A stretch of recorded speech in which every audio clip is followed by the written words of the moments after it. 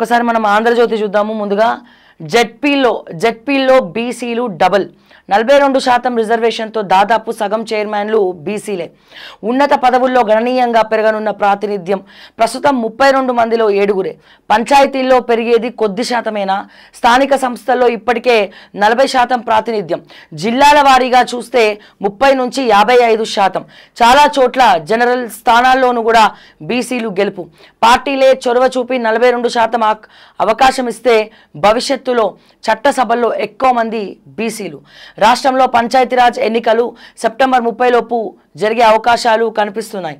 High court గడువు మేరకే ఈ విషయంలో ప్రభుత్వం ముందుకెళ్లే పరిస్థితి ఉంది.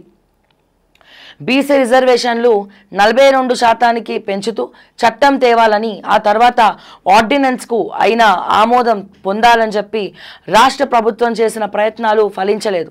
రాజకీయంగా పోరాటం చేసిన కేంద్రం సహకరించలేదని, ఇక పార్టీల పరంగా రిజర్వేషన్లు ఇవ్వడమే తమ ముందున్న మార్గమని సీఎం రేవంత్ రెడ్డి నర్మగర్భంగా చెప్పేశాడు. ఈ నేపథ్యంలో బీసీలకు 42% రిజర్వేషన్లు కల్పిస్తే జరిగేదేంటి? స్థానిక సంస్థల్లో బీసీల ప్రాతినిధ్యం ఎలా ఉంటుంది? కొన్ని జిల్లాల్లో సమాచారాన్ని రాష్ట్ర స్థాయి సమాచారాన్ని ఆంధ్రజ్యోతి పరిశీలించింది. అందులో 2 విషయాలు ప్రస్ఫుటం అయ్యాయి. సర్పంచులు, ఎంపీటీసీలు, జెడ్పీటీసీలు బీసీల ప్రాతినిధ్యం వారికి ఇచ్చిన రిజర్వేషన్ల కంటే ఎక్కువగానే ఉంది. 2019లో జరిగిన స్థానిక సంస్థల ఎన్నికల్లో బీసీలకు 23 రిజర్వేషన్లు కల్పించారు. చాలా జిల్లాల్లో ఇంతకంటే భారీగానే ఆ సామాజిక వర్గాల అభ్యర్థులు గెలుపొందారు. తమకు రిజర్వ్ చేసిన స్థానాలతో పాటు జనరల్ స్థానాల్లోనూ బీసీలు గెలుపొందారు.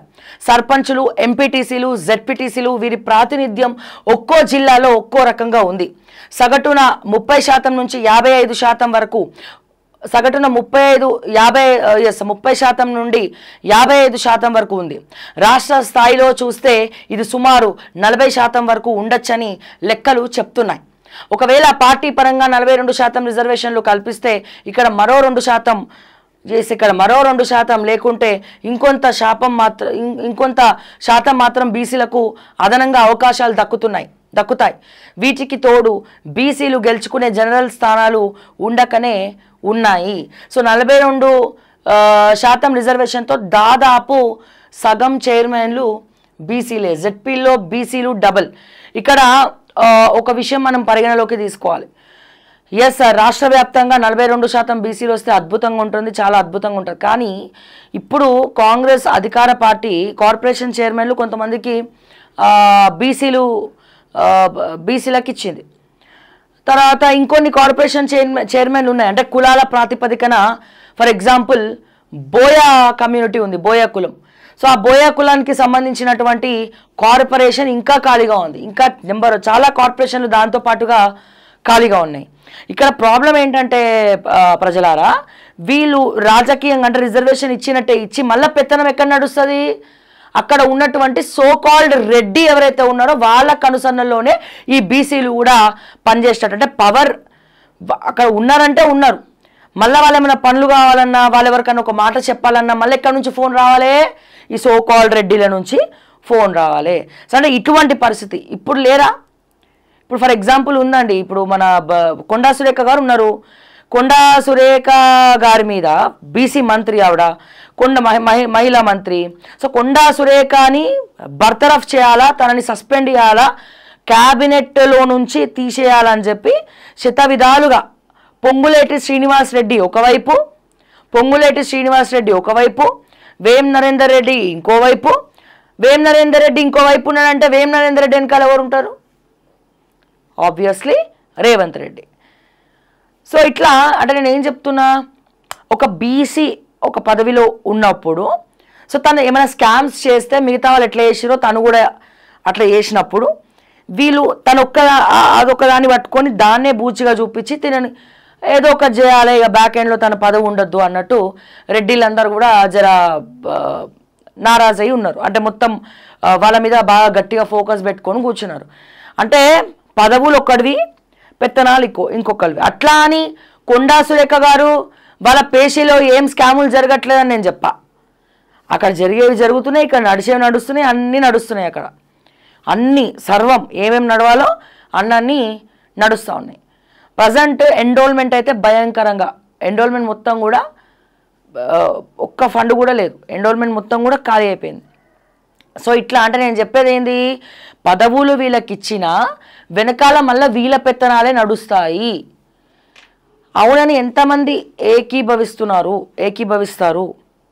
సో దయచేసి 42% బీసీల రిజర్వేషన్ 42% బీసీల రిజర్వేషన్ వచ్చినా కానీ వాళ్ళ వెనకాల మళ్ళీ రెడ్డిల పెత్తనమే నడుస్తుందని చెప్పి మీరు ఏకీభవిస్తారా? దయచేసి దీన్ని కమ్యూనిటీలో పోల్ పెట్టుకుందాము.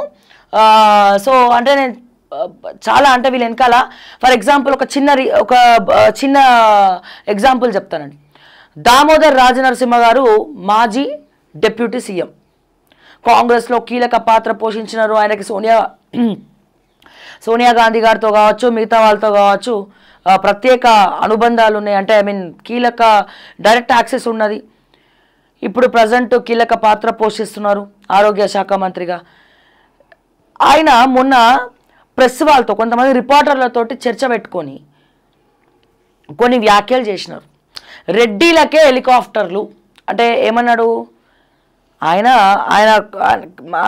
ఒక మాజీ డిప్యూటీ ముఖ్యమంత్రి, అట్లాగే ప్రజెంట్ మంత్రి, అట్లాగే ఇంపార్టెంట్ కాంగ్రెస్ పార్టీలో ఇంపార్టెంట్ రోల్ ప్లే చేసేటువంటి ఒక కీలక నేత చేసినటువంటి వ్యాఖ్యలు ఏంటి?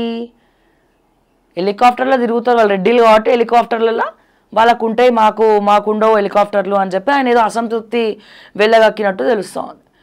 అంటే నేనేమంటున్నా, వీళ్ళు నిజంగా వాళ్ళ ఆత్మాభిమానానికి వదిలేస్తున్నారా, లేకపోతే వెనకాల మళ్ళీ వీళ్ళదే నడుస్తుందా అనేది మనం ఒక ఎగ్జాంపుల్గా ఈ విషయాన్ని మళ్ళా ఒకసారి గుర్తు చేసుకోవడం జరిగింది. సో అంటే ఎవరి చేతుల్లో, ఎవరి కనుసన్నల్లో నడుస్తున్నాయి ఇవన్నీ అనేది కూడా ఆలోచించుకోవాల్సినటువంటి అవసరం ఉన్నది. ఓ పక్క మరో పక్క ఎవరిదిరా ఆయన నడుస్తుంది ఇప్పుడంటే జగమరిగినటువంటి సత్యం. అసలు వీళ్ళ పేర్లు లేని నా మార్నింగ్ న్యూసే లేదు.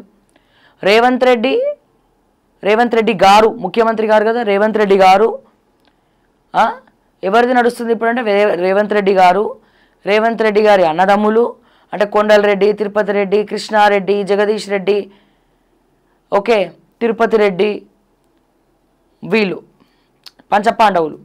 అదైపోయిందా? పంచపాండవుల కోసం, పంచపాండవులేమో ధర్మం కోసం నిలబడ్డారు. బట్ వీళ్ళు కౌరవుల్లో ఒక 5 మంది అనుకుందాం, పోనీ అట్లా అనుకుందాం. తర్వాత ఎవరిది నడుస్తుంది? రోహిన్ రెడ్డి, ఫహీం ఖురేషి. వీళ్ళది కాకుండా ఇంకెవరిదన్నా కాంగ్రెస్ పార్టీలో వీళ్ళు వదిలేసిన పిప్పెట్స్, బిస్కెట్లు, మళ్ళీ ఇందులో బట్టి share, Sridhar Babu share, Uttam Kumar Reddy share, ఇట్లా షేర్లు. ఆనాడు మొత్తం కల్వకుంట్ల కుటుంబం, ఈనాడేమో కాంగ్రెసే ఓ కుటుంబంగా మొత్తం సర్వం ఇది చేస్తూ ఉంది. ఎంతమంది యాక్సెప్ట్ చేస్తారు దీన్ని? సరే అంటే ఇటువంటి పరిస్థితిలో ఉన్నాం. అంటే ఎవరిది నడుస్తుంది ఇప్పుడు? ఎవరు స్కాములు చేస్తే వాళ్ళు గ్రేట్ అన్నట్టు వీళ్ళు కాంపిటీషన్ పెట్టుకుంటున్నారు. బట్ ఇప్పుడు పంచాయతీ ఎలక్షన్స్ ఇంకా ఎందుకు పెట్టట్లేదు? ఒకటేమో 42% రిజర్వేషన్ ఇవ్వట్లేదు అని చెప్పి గేమ్. ఇప్పుడు రేవంత్ రెడ్డి గారు ఆర్ఎస్ఎస్ఏ, రేవంత్ రెడ్డి గారు బీజేపీ వైపే చూస్తూ ఉన్నాడు. లేదా అక్కడ చంద్రబాబు నాయుడు గారు ఎట్లా చెప్తే అట్లా వినేటట్టే అందరికీ జగమరిగినటువంటి సత్యం. ఇందులో మనము ఏది కూడా తప్పు పట్టాల్సింది ఏమీ లేదు, క్లియర్గానే తెలుస్తుంది. అక్కడ రేవంత్ కాంగ్రెస్ ఒకవైపు, మిగతా కాంగ్రెస్ ఒకవైపు ఉన్నట్టు కూడా మనకు క్లియర్గా తెలుస్తుంది. ఇప్పుడు ఈ 42% గురించి గేమ్ ఆడేది వీళ్ళే, ఆమోద ముద్ర తెలపకుండా ఆపేది వాళ్ళే. ఒకవేళ ఇప్పుడు సర్పంచ్ ఎన్నికల్లోకి వెళ్తే, పంచాయతీ ఎన్నికల్లోకి వెళ్తే కాంగ్రెస్ గెలవదు. ఫీల్డ్లోకి వెళ్తే ఇప్పుడు సంక్షేమ పథకాలన్నీ ఎక్కువ ఎవరికి అందుతాయండి? గ్రామ స్థాయిలో ఉన్న వాళ్ళకి అందుతాయి. సో గ్రామ స్థాయిలలో ఉన్న వాళ్ళకి ఇప్పుడైతే పోవు అవి, ఇప్పుడు పోవు. మరి ఓట్లు ఎవరికి వేయాలో క్వశ్చన్ మార్క్. సో 42% రిజర్వేషన్ ఇస్తేనే మేము పంచాయతీలోకి వెళ్తాము, చిన్న లాజిక్, 42% రిజర్వేషన్ ఇస్తేనే మేము పంచాయతీ ఎలక్షన్ చేస్తాము, పెడతాము, లేకుండా ఎట్లా పెట్టాలి అని వీళ్ళు. మళ్ళీ వాళ్ళు ఇస్తున్నారా?